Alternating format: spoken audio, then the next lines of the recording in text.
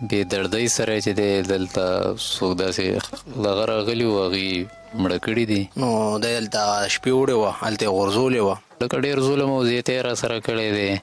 ورندار مې وه، رور مې و، مور مې وه. مړي دې کوټه کې پراته وو؟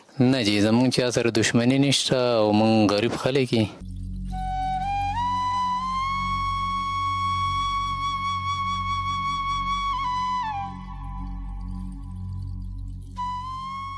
دا مور چې وه دغلته یو نیر دی هغې ته یې وړی وو او دا رور او رندار مې چې وه هغه دلته و. نو هم د بورې هلته نیر نه راوړه دلته بورې هم دلته وشلو نه کوم خواښې پرته وه پانسي کړي مړه کړو. عبدالرحمن ان کی والدہ اور ان کی بیوی کو انتہائی بے دردی سے قتل کیے گئے. دلته مړه شوې ده که نه جي، دلته یې مړه کړې ده. دا وینې وینې دي یې پکې لو کړي دي او مور پلار یې وړې وژلي دي. نو بڑا کیس ہے اور چیلنجنگ کیس ہے اور ایک ظلم ہوا. بسم اللہ الرحمن الرحیم. میں ہوں احسان عوان.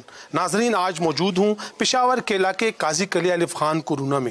یہاں پر انتہائی افسوسناک واقعہ رونما ہوا ہے جس میں قاتلوں نے میاں بیوی اور والدہ کو انتہائی بے دردی کے ساتھ قتل کیا. یہ قتل واردات کیسے رونما ہوئی، انتہائی شاطر واقعہ کیسے رونما ہوا، اصل حقائق کیا ہیں، یہ تمام ڈیٹیل میں اپنی اس رپورٹ میں آپ کو دکھاؤں گا. ہم ورثہ سے بھی بات کریں گے اور پولیس آفیشل کا موقف بھی لیں گے. ہمارے ساتھ ہی رہیے.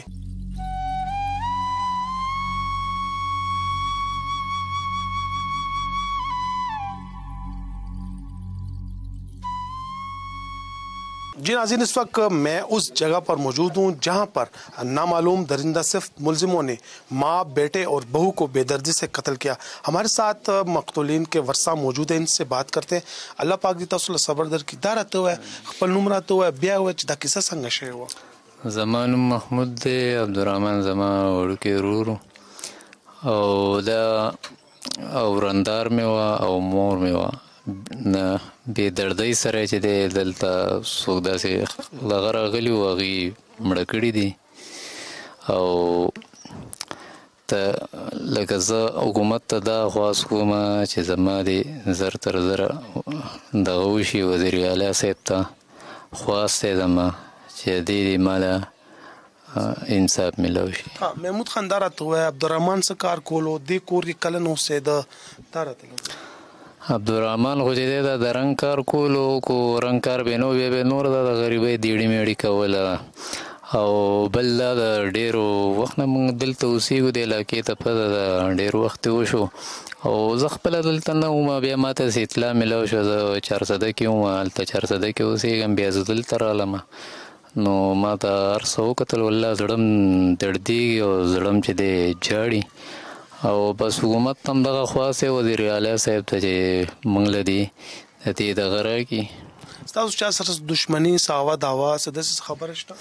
نه جي، زمونږ چا سره دښمني نشته او موږ غریب خلک یې او دغه د خوارۍ مزدورۍ خلک یې. موږ هم دغه مزدورکار یې دیړې مار خلک یې او ورور هم زموږ دغه مزدورکاره دیړې مار خلک. خو زموږ چا سره څه دښمني مشمني نشته. لکه دا خو ډېر بې دردۍ سره وژل شوي دي، په چړو په تبرونو یې والي دي. او ستا رور یا مور یا روندار کله چا څه خبره تره کړې چې یاره دې علاقه کې چا سره څه جګړه شوې ده، څه هوا دعوه شوې ده، داسې څه خبره چا کړې ده؟ نه یار، دا خو ما ته لکه داسې خاص پته نشته، ولې چې زه چارسده کې اوسېږم نو داسې خاص ما ته پته نه لګي. او بل داسې حساب چې بس ما ته دا چې کومه اطلاع راغله بس زه چې دی بیا والله دلته رالم دلته نو به دا هر څه ما وکتل. لکه ډېر ظلم او زیاتی یې راسره کړی دی. ورندار مې وه، رور مې و، مور مې وه. نو بس حکومت نه دغه خواست کوم چې یاره ما ته انصاف میلاو شي او بس زما دغه خواست دی حکومت. رور سره کله ستا اخري خبرې کله شوې وي؟ یا رور سره خو به زما خبرې لږې مخکې شوي، خو مور سره مې یو 4 ورځې کېږي چې خبرې مې ورسره وکړې. مور ته مې ویلې راځي که نه، دا مور ما سره یو میاشت مخکې هلته وه 4 ورځې را سره تېرې کړې. بیا ویلې زوی زه به دغه کې درځم چې یخني شي بیا به درځم. اوس مې خیر دی لکه دې رول یادولې چې زه دلته به مې بوځي او زه خیر دی بیا به جمعې کې زه هلته راشم. نو بس دغه مور سره مې دغه خبرې وکړې، مو ته یخنه بخنه مورې کوه او دواګانې راته کوه، ولې چې زه هلته د بل په کور کې اوسېږم، لکه زما خپل کور نشته. ویل کېږي دام چې لکه ستاسو مورکۍ چې کله مړه کړه نو هغه چې کوم ملزمانو هغوی دا مړی د بهر د نیر ته لړه کړو؟ او یاره زه خو چې خبر شوم دلته نو هغه داسې ویلو چې زمونږ د مور چې وه دغلته یو نیر دی هغې ته یې وړی و او د رور او رنتار مې چې وه هغه دلته و. تاسو چې کله رالې ستاسو څه کېدل دا جی دا جنې زما خور وه او دا لیک مې وښه دا کومه ښځه چې وفات شوې دا مې خواښې وه. ته چې رالې څه وخت نو دلته دې ځای کې څه زه چې راغلم دلته نو دا کومه خواښه مې چې دا په موقع ونه نو د دلته شپې وړې وه هلته یې غورځولې وه د ما د دې وښې دې سر ته یې بوره یې اچولې وه دی مړو خو پته نه لګي چې دا ولې پرېښې ده او دوه مړي دې کوټه کې پراته وو خواښې مې بیا دلته چې اواز وکړو دغلته سپین بورې کې څه پراته دي نو چې خلک ورغه راغه بورې یې کولاو که بورې دلته پراته هم د دوه بورې کمره کې دي لا نو هم د بورې هلته نیر نه راوړه دلته بورې هم دلته وشلو نه کوم خواښې پراته وه. دا لکه ډیر زیات لکه شاطر نو ډیر منصوبه بندۍ سره راغلی چې دا به مړه کول بیا به بورې کې چول بیا به د بهر دی نیر ته لاکول یاره بس همداسې ځکه راغلي دي چې یو بورې خو لکه یو مړی خو دی وړو په موقع باندې او دا دوه بورې دننه لا پرتې دي اوس هم او دا ما د اوښي سر ته د عبدالرحمن سر ته یې اچولې وه مړو هغه سر ته یې بورې اچولې وه او یو بورې بل هم پرته وه خور سر ته مې بله بورې پرته نو اوس دا دوه مړو باندې یا وس نه راغلی یا پې څوک راپاسېدلي یا په چا پېښ شوي دي نو هغه دوه مړي دلته پراته یو مړی موږ بیا د نیر نه رابرآمد. دا چې کله تاسو څه وخت رالې ډز مزې پې کړه اوسې نه جي نه دا په چړوم والي شوي وو سرونه یې هم ټول او تیزندي ورته اچولې وه پانځې کړي مړه کړو نو دوی خو بچغې هم والي جګړه به هم شوې وه نو دا چم ګاونډ کې چا ونه کته چا اواز نه دی اورېدلی دا مطالبه خو موږ هم د ګاونډیانو نه کوو ګاونډیان موږ په هېڅ هم نه یو پوه شوي بیخي بس پوه شوي نه یو چې پوه شوي وو نو موږ خو به څه ناسه کړو څه ناسه اواز به مو کړو نو بس دغه مخامخ ستاسو وړاندې دا نظر بېهوشي مېهوشي پهله ورکړې وه که داسې څه هېڅ هم نه شو ویلی جي موږ په مرګ راغو موږ چې سار راغو تاسو ته ما وویلې چې زه راغم نو خواښې مې نه وه دا دوه مړي پراته وو نو موږ ویل زه دا خواښې مې چې تښتېدلي وي یارېدلي به وي چې خبر شو دغه شانتې کار دی هلته وي بورنۍ کې بل مړی پروت دی نو نه نشیانو هغې دا خبره وکړه چې دوی ورمنډه کړه سار جمع نه پس لږه رڼا چې شوه نو خټو کې هغه پرته وه غریبه. تاسو چې دا واقعیت دا د شپې نیمې شپې شوي جی دا د نیمې شپې شوې ده بس په دې دا تاسو وینئ دغلته یې مړه کړې ده دې ځای کې بورۍ کې اچولې ده چې څه وه لکه دا دې ځای کې چې کوم دی دا ستا خواښې دلته وه دا د هغې ځای دی دلته مړه شوې ده که نه جي دلته یې مړه کړې ده دا وینئ دلته یې بورۍ کې اچولې ده دلته نو چې ده کړې دغه ماشوم د خپو سره ښکاري ده دا بورۍ لکه راښکلې بل ماشوم خپو پورې دا داغ هم لږ ښکاري تاسو ته به ښه کلیر ښکاري نو دغلته نه بیا دوه کسان دي یا درې کسان دي هغې اوچته کړې غوړې ده بیا هغې نه پس تا دې کمره کې ښځه خاوند جي دلته ښځه خاوند نو چې راغم د ما د اوښي سر ته بورۍ اچول شوې ده په دې لکه بس وس پې نه جي دې مړو ارسه ختموله او بس اوس چې اوس ارسه وجه راغلی ده بس دې یې پرېښي دي موږ چې راغو دوه مړي په کمره کې او یو مړی نه و دا بیا هلته دې خلکو راوړو او بوره یې مشلول نو دا خواښې هم پکې پرته وه ټول د خټو ګنده وه دا یو ماشوم دا دی جي یو دا دی د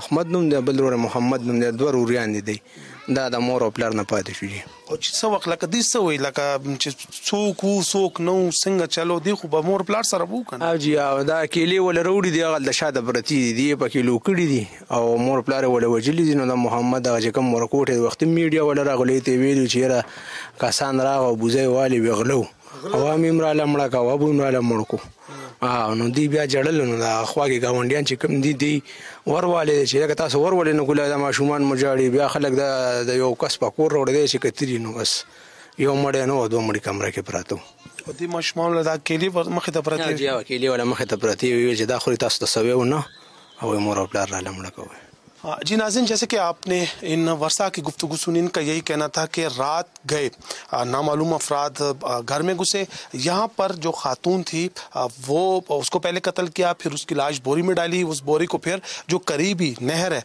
वहाँ पर गिराई थी। इसके बाद जो मियाँ बीवी थे उसकी लाश इस कमरे में पड़ी थी, वो भी वहाँ पर भी 2 बोरियाँ पड़ी थी, लेकिन उनको मौका नहीं मिला कि वो लाशें भी बोरी में डालकर वो भी करीबी नहर में गिराते। वो इन्होंने यही मुतालबा किया है कि जो कातिल हैं उन्हें जल्द अज जल्द गिरफ्तार किया जाए और असल हकाइक सामने लाए जाए और इन्हें इंसाफ फराम किया जाए। इस वक्त हमारे साथ DSP फकीराबाद उमर अफरीदी मौजूद है। इनसे बात करते हैं। उमर भाई, बहुत शुक्रिया। एक अफसोसनाक वाकया पेश आया, इंतहाई लर्ज़ाखेज़ वारदात थी, हुआ क्या, पस मंज़र थोड़ा बता दें। बिस्मिल्लाहिर्रहमानिर्रहीम। थाना फकीराबाद की हदूद में अलिफ खान कली में घर के अंदर तहरे कत्ल का एक अंदोहनाक वक़्वा हुआ है, जिसमें तीन बंदों को कत्ल किया है। ख़ानदान का सरबराह है अब्दुर्रहमान, उनकी वालदा और उनकी बीवी को इंतहाई बेदर्दी से कत्ल किया गया। कत्ल में आलिया कत्ल तकरीबन चोरी और कुल्हाड़ी का इस्तेमाल हुआ है। इंतहाई दर्दनाक वक़्वा हुआ है। जो ही वक़्वा का इत्तला पाकर तो पुलिस की जितनी भी नफरी थी, ज़िम्मेदारान थे, डिवीजनल SP SHO, मैं और साथ तफ्तीशी टीम मौके पे पहुंच गए। मौके से शवाहिद कलेक्ट किए। तो इसके बाद हमने 3 टीम तश्कील दिए, CCTV के लिए अलग टीम और इस तरह CDR पे काम करने के लिए अलग टीम, और साथ ही ह्यूमन इंटेलिजेंस पे भी काम हो रहा है। अब तक तफ्तीश में कोई इस तरह का जो सामने नहीं जिससे ये अंदेशा जाहिर किया जाए कि फलां की कारस्तानी हो सकती है। अलबत्ता पुलिस अपनी तरफ से इंतहाई ख्वारी कर रही है, क्योंकि ये इंतहाई बहुत बड़ा केस है और चैलेंजिंग केस है और एक जुल्म हुआ है। तो इसमें इंशाल्लाह हमारी सारी टीम लगी और उम्मीद है कि जल्द अज जल्द असल मुल्ज़िमान तक हम पहुँचेंगे और उनको किफ़र किरदार तक पहुँचाएँगे। अच्छा DSP साहब, ये बताएं, हमारे अभी बात हो रही थी, जो इनकी वालदा है, जो शातिर कातिल थे, वो जब कत्ल के बाद इनकी वालदा करीबी नहर में उसकी लाश भी गिराई थी या गिराने वाले थे, इस पे थोड़ा सा बता दें। ये जहाँ पे ये वक़्वा है उसके करीब है बुढ़ने एक नहर है, उसी नाला में वक़्वे के बाद कत्ल के बाद इनको वहाँ पे फेंका गया था। तो तीनों लाशें या एक? नहीं, सिर्फ एक ही अब्दुर्रहमान की वालदा को वहाँ नहर में फेंका गया और जो ही अंधेरा जो ही मतलब सुबह हो गई तो उसके बाद अहले इलाकों को पता चला और वहाँ से उस लाश को उठाए और उसी घर में वापस ले आए। तो मुलजिम का यही मंसूबा था, तीनों लाशें वो नहर में गिराने जा रहा था? अब तक तो इस तरह कोई बात सामने नहीं आई। हो सकता है इनका प्रोग्राम था, लेकिन डर के मारे उन्होंने ये एक लाश नहर में गिराई, उसके बाद वो वहाँ से रिपोर्ट हो गया। As a DSP, as a police अफसर, ये आप बता सकते हैं कि इस वारदात, ये तो एक बंदे का काम नहीं है, इसमें कितने लोग मुलविस हो सकते हैं? ये बहुत चैलेंजिंग केस है और इसमें बिल्कुल ये एक ही बंदे का नहीं है, उसमें तकरीबन 3 से 4 बंदों ने ये वक़्वा किया है और इसमें गाड़ी और मोटरसाइकिल लाजमी तौर पर इस्तेमाल हुआ है। इस गांव को जितने भी रास्ते जाते हैं एंट्री और एग्जिट सराउंड में, वक़्वे के आसपास जितने भी एग्जिट और एंट्री है उसमें हमने टीमें लगाए, उसकी CCTV फुटेज हम ले रहे हैं ना, क्योंकि रात के आखिरी पहर में ये वक़्वा हुआ है तो लाजमी बात है जहाँ से भी एंट्री होती है रात के वक्त तो यही हो सकते हैं। तो इंशाल्लाह उम्मीद है कि जल्द अज जल्द हम असल मुल्ज़िमान तक पहुँचेंगे और उनको किफ़र किरदार तक पहुँचाएँगे। जो करीबी घर हैं, चूँकि ये देहात एरिया है, करीबी घर है, रात के पहरे में जब ये कत्ल हुए, कोई शोर शराबा, अहले मोहल्ला ने कुछ सुना, कुछ किसी ने कुछ नहीं बताया? बिल्कुल आसपास के लोगों से हमने पूछा, आसपास जितने भी पड़ोसी उनसे पूछा, बिल्कुल किसी को पता नहीं चला। ये सुबह जब लोग नमाज से फारे होके और घरों को जा रहे थे तो इसी घर को ताला लगा हुआ था और साथ वो 2 बच्चे जो इनके थे, जो अब्दुर्रहमान के 2 बच्चे थे ना, वो रो रहे थे। तो उसके बाद अहले इलाके को पता चला। बच्चों को कुछ नहीं कहा? नहीं, बच्चों को कुछ नहीं कहा। तो बच्चों ने क्या कहा कि उन्होंने देखा है कि इनकी वालदा और दादी और बाप को जब कत्ल किया? बच्चे बहुत छोटे, एक 2 साल के और एक 4 साल का, 2 बेटे हैं ना, तो 4 साल और 2 साल बेटे को बिल्कुल आइडिया नहीं हो रहा है। उनसे हमने पूछा लेकिन वो बेचारे बहुत छोटे हैं, उनको ये इस चीज़ का इल्म नहीं है। कब से रह रहे थे ये लोग यहाँ पे? ये तो 40-50 साल से यहाँ पे रहते हैं, यहाँ के ज़ाती लोग हैं। ये इसका दूसरा भाई है जिसकी मुद्दत में मुकदमा दर्ज हुआ, वो उधर 4 साल में रहता है, तो उनको भी खबर नहीं था। अहले इलाके ने उनको खबर दी और फिर वहाँ से आ गया, उनकी मुद्दत में हमने FIR दर्ज की। चले, अल्लाह करे जल्द अज जल्द कातिल पकड़ जाए इंशाल्लाह, बहुत जल्द आपको खुशखबरी सुनेंगे। नाज़रीन, इस बात में कोई शक नहीं कि पेशावर शहर की मेहमान नवाजी और मोहब्बत की मिसालें दी जाती हैं, लेकिन आए रोज़ ऐसे वाक़यात रूनुमा हो रहे हैं कि इंसान सोचने पर मजबूर हो जाता है। अगले प्रोग्राम तक इजाज़त दे और देखते रहिए जुर्म दास्तान।